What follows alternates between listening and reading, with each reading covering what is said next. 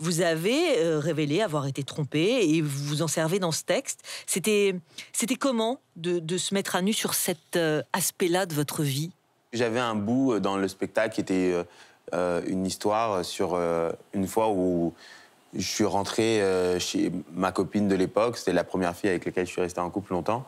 Et je suis arrivé, j'ai grimpé par la fenêtre parce que j'avais un doute.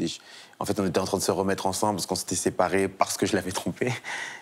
Et ça faisait un moment qu'on se revoyait. Et là, je la chope dans le lit avec quelqu'un.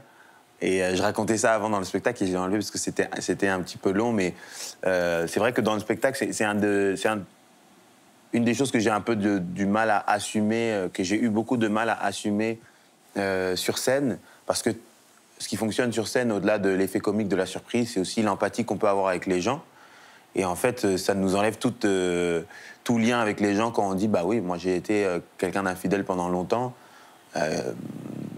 Souvent, on se déconnecte du public, d'une grosse partie du public. Et donc ça, c'était un truc dur à assumer, et c'était un sujet dur à expliquer et à justifier. Mais je pense que la fidélité, c'est une certaine vision de l'amour qui ne correspond pas à tout le monde. Après, c'est un choix. C'est une preuve d'amour qu'on peut donner à quelqu'un, mais je ne pense pas que ce soit quelque chose de...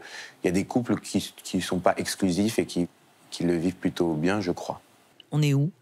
C'est à Saint-Vincent, au Cap-Vert. Ouais, c'est ça. Ouais. Saint-Vincent au Cap-Vert, dont vos parents sont issus. Ouais. Vous étiez portugais à la naissance, vous, et pas français. Faut pas dire ça. Faut pas dire ça. Pourquoi faut pas le dire? C'est un truc, c'est marrant, c'est un truc. Mais je crois que je le raconte dans mon spectacle précédent, il me semble. Parce que je l'ai appris très tard. Moi, je l'ai appris, je sais pas, je devais avoir 8-9 ans. Et je me rappelle que j'étais hyper déçu. Je sais pas pourquoi j'avais toujours eu cette fierté d'être français. Et c'est vrai que quand ma mère, elle m'a appris que, ah non, mais quand t'es né, t'étais portugais au départ et ensuite t'as été naturalisé, ça m'a fait quelque chose. Parce qu'en fait, petit, on se moquait beaucoup de mes cousins qui, eux, avaient la nationalité portugaise, pardon.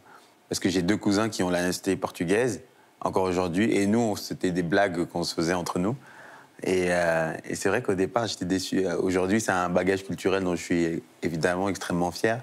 Aussi de pouvoir parler portugais, de parler le créole, d'être... même, je me rends compte que cette vue-là, avec laquelle j'ai pas du tout grandi, vient m'émouvoir très facilement. C'est quoi cette main qui dissimule une partie de votre visage? On est en 2010, c'était il y a 12 ans. On ne demande qu'à en rire, vos débuts à la télé. Contraster ces débuts, peut-être, avec... un Jean Benguigui. Je suis surpris de voir que l'aisance que j'ai et le bon goût de cette veste. Je suis vraiment surpris. Franchement, d'habitude, quand on voit des années avant, on se dit mais c'est quoi Et là, il y avait déjà un style affiché. Ouais, imprimé, mis à part ce pendentif et tout.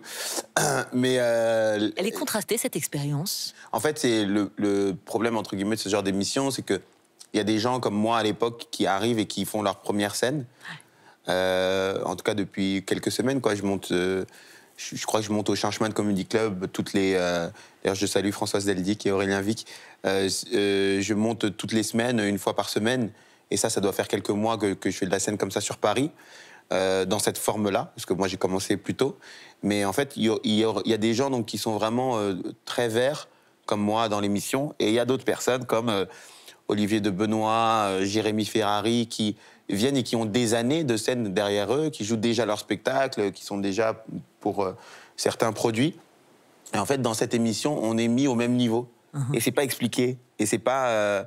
et du coup, on est jugé de la même façon, alors qu'on ne peut pas être jugé de la même façon. Et du coup, c'était évidemment une erreur. Je conseillerais à personne qui commence l'humour d'aller dans ce genre d'émission. C'est vraiment une émission pour des humoristes qui font ce travail-là et qui ont besoin d'un tremplin. Faut pas du tout faire ça quand on commence l'humour. Il faut faire des petites scènes encore pendant des années, 2, 3, 4, 5 ans, et prendre le temps. C'est comme ce qu'on dit du bon vin, quoi. Il faut vraiment prendre le temps, parce que les années de scène, c'est comme les années de maturité dans la vie. Et on on n'a pas envie de percer à 5 ans. C'est votre premier passage au Jamel Comedy C'est mon Club. Deuxième passage au Jamel Comedy Club. Donc ce fameux sketch du legging, on est en 2014. Là, qu'est-ce qui se passe en vous? Ouais, non, il n'y a rien de plus stressant que ça. Hein. Parce que c'est un moment très... le stand-up, il y a un truc vraiment de naturel, de laisser aller, un truc très organique.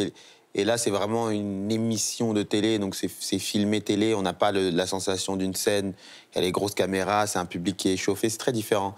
Donc là, c'est vraiment l'aboutissement de plusieurs mois de travail où on sait qu'on va avoir à l'époque, le Jamel Comedy Club, c'est vraiment ce truc que tout le monde veut faire et on sait les conséquences que ça peut avoir. Donc c'était un énorme enjeu pour moi. Et c'est l'équivalent d'un match de Ligue des Champions, quoi. C'est vraiment, chaque blague qui passe, on se dit...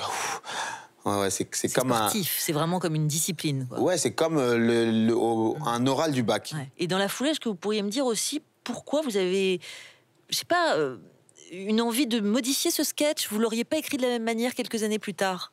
Ouais, bah oui. Ce sketch, aujourd'hui, il y a évidemment plein de choses que je ne dirais pas.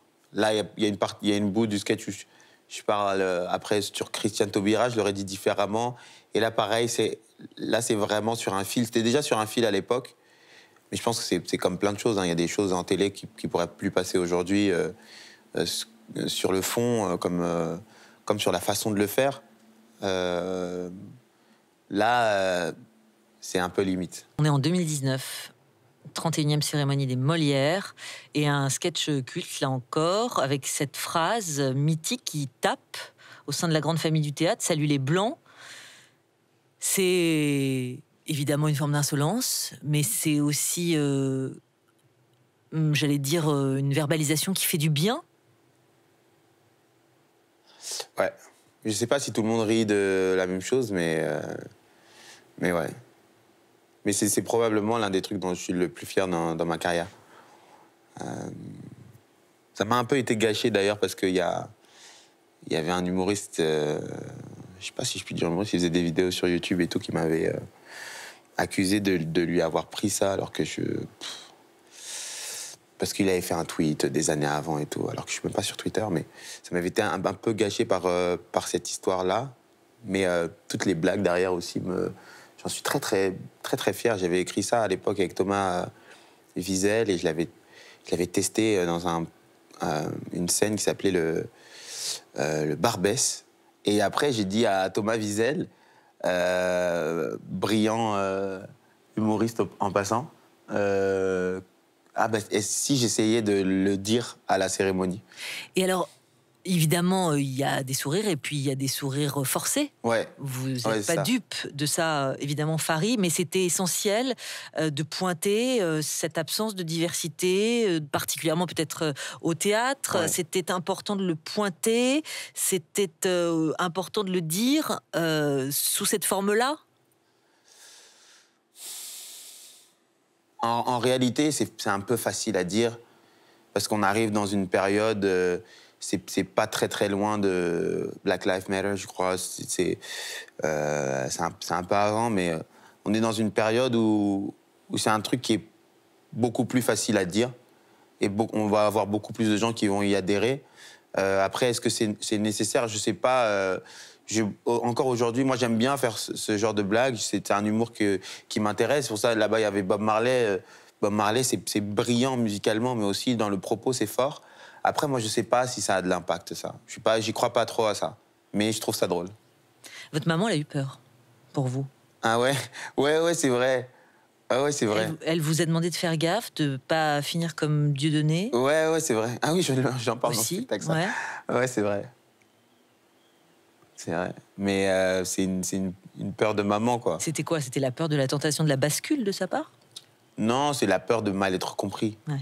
C'est la peur qu'on puisse m'assimiler à autre chose. Et puis des fois aussi, je pense que c'est ce qui arrive à Dieudonné. Des fois, juste par principe de contradiction, et ben on va s'enfoncer dans quelque chose par entêtement, quoi.